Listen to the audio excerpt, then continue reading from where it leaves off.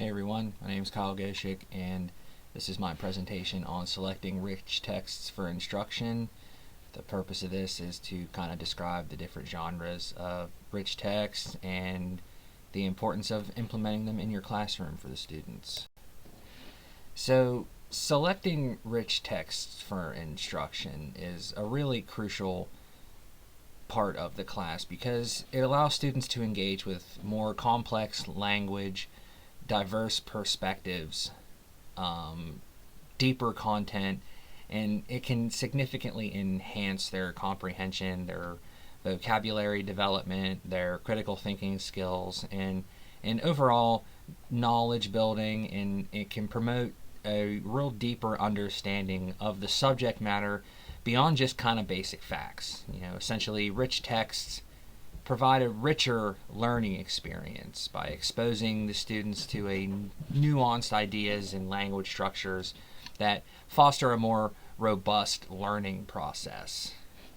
And it helps with contextual understanding, and really exposure to the diverse genres can help readers build a richer background knowledge and allowing them to make the connections between the different texts and better understand the context of the information presented.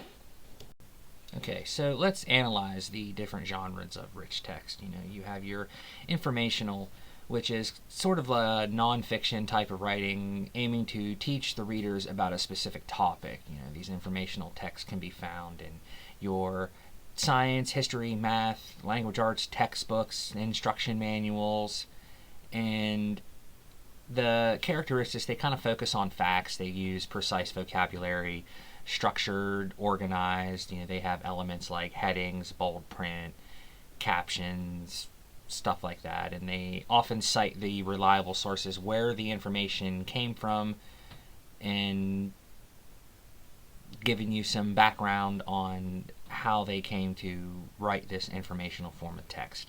You also have narrative, which can be fiction or nonfiction. It's telling a story. It describes a sequence of events and often have plot, setting, characters, theme, dialogue, conflict, point of view. Anything like a storybook, whether it be true or fiction, those types of things where you're reading the point of view of something else. It's telling you something. It's telling you a story, not providing you with information. And then we have persuasive, where it's a form of nonfiction that aims to convince you to think the way the writer is thinking or trying to prove something to you. It has evidence that supports the writer's point of view. It has information that is relevant and reliable, and it also has a logical reasoning and flow to help persuade you to start thinking that way and question your point of view compared to what you're reading on the page. So, how do you go about selecting the criteria for your rich text that you use in your class? The text should be at an appropriate reading level for the student. Consider their decoding, comprehension, vocabulary, knowledge. It should challenge the student without being too difficult for them. The text should be relevant to the student's interests, experiences, and background knowledge to foster the engagement and motivation. Texts that connect to the students' personal lives, cultures, communities. These are more likely to inspire them to read and participate, as well as it needs to be relevant to the subject that you're teaching, and it should also be diverse. It should reflect on diverse identities, the cultures and backgrounds of the students, and present a variety of perspectives. This also helps foster inclusivity and makes the students feel seen and valued when they're engaging with the class, as well as it supports the diverse ways the students can learn and can be used with assistive technology tools to help these students learn and enjoy the same way the other students learn. You can make sure that the text is able to be used with these tools so that way kids with some disabilities or some deficiencies can still follow along and get the information the same way a kid that just sits down and reads it can too. And also, you need to make sure that it aligns with the curriculum. Make sure that it's both educationally appropriate and academically rigorous for these students. The curriculum standards provide you with sort of a roadmap for what the students should know and should be able to do at each grade level. And selecting the texts that align with these standards can help you guide your instruction, ensuring the learning objectives are met and supports these student achievements. As well as, us as teachers want to make sure that we use in the class what we use in the classroom follows the rules and the regulations, so none of us end up getting in trouble for using a book that we shouldn't have. So the grade level that I chose was 6th grade because I'm going into middle childhood education, and this is kind of the middle ground because it covers grades 4 through 9. And the 6th grade literacy standards are that they should be able to determine the theme or central idea of a text and determine an author's point of view. They should be able to summarize and conduct their own research from different sources and write incomplete paragraphs. So these standards are important because the text selection can't be too challenging or overwhelming, and it also can't be too easy for them as well. When it comes to be able to determine the central idea or point of view, the text should be engaging, relevant to the subject being taught, like an article on the Mayan Empire or going over ancient civilizations if you're teaching social studies, for example, as well as being able to have the student read through an article, state one opinion, and argue for it or argue against the opinion that is in the article. So, as sort of a persuasive writing exercise where they try and go the opposite way the author did to help build their writing, vocabulary, comprehension, and research skills to try to back up the information that they're getting across in this kind of persuasive writing activity. So what are some things to take into consideration while you're searching for and analyzing this literature and these rich texts? Well, you need to look at identifying the goals and learning outcomes and what you want to achieve through this literature search. These could be regular curricular goals like meeting state or national standards. They could be skills that pertain to their critical thinking, their literary analysis, or overall comprehension. Are you trying to foster more creativity and expression, or are you trying to teach a specific historical event or scientific concept or even a new math formula? You need to, again, work on the criteria. Is it relevant? Present variety of genres. Look at the level of engagement, the grade and age appropriate material, and address the skill level of each student. Are you going to be able to hand it to the entire class as is, or are you going to need to modify or accommodate accordingly? You need to use the text that supports the purpose of your instruction. You don't just want to give them busy work. You want to give them things that pertain to what you're teaching. You need to make sure that it's available to them. Can they get their hands on it outside the classroom? Can you get your hands on it inside the classroom without having to ask for additional funding? And again, always make sure that it aligns with the curriculum. And when I was doing my search, I found poems, factual worksheets, historical fiction novels, as well as fiction novels and fun things that the kids could read that would help build on their comprehension. I also found an article, a persuasive article that would be a great read for the kids. And I found all of these types of things appropriate for what I would be going to teach, since my area is middle childhood education in the science and social studies areas.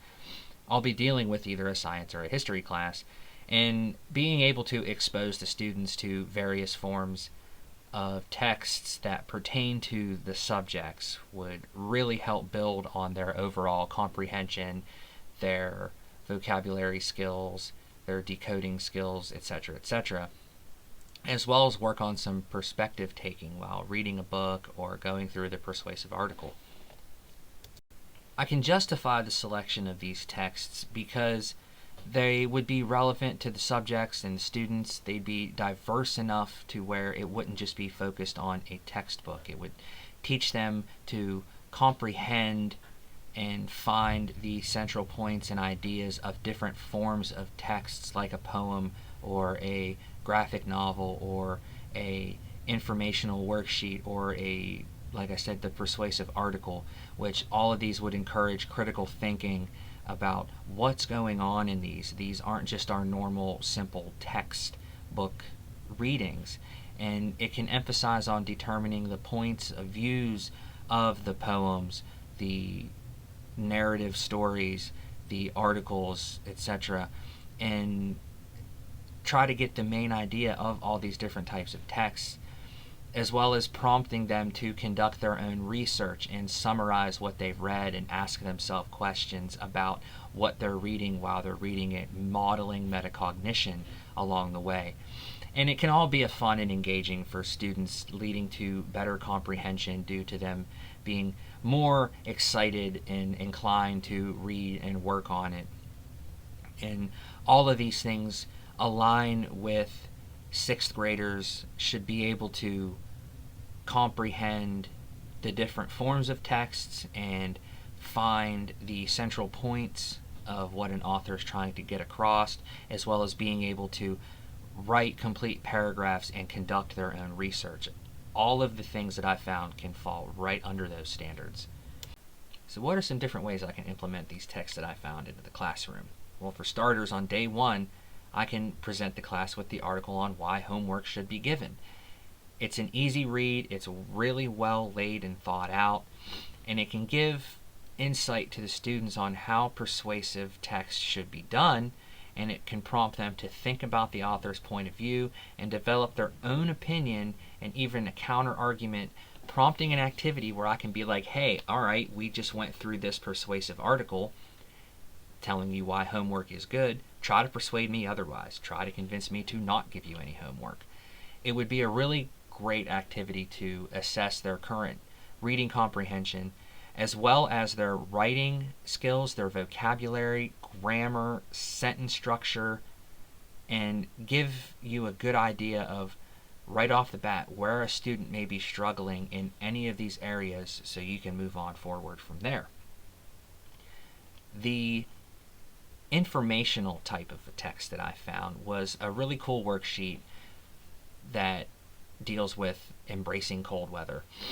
The paragraphs, they're not too long, they're broken up, they have some vivid pictures that could keep your eye, keep your attention, and there's questions at the end that can help both retention and comprehension skills of what the students are reading, as well as going back through and find the answers that they're looking for. So again, this can help with getting the author's point of view, and it can help with conducting their own research within what they're reading to find the answers, because in situations like this, the answers to the questions are always in the text. And as far as a narrative, I found a book titled Chains by Laurie Halse Anderson because of its historical context and relevance, and its relatable narrative, and introduces important historical themes that align with a social studies curricula.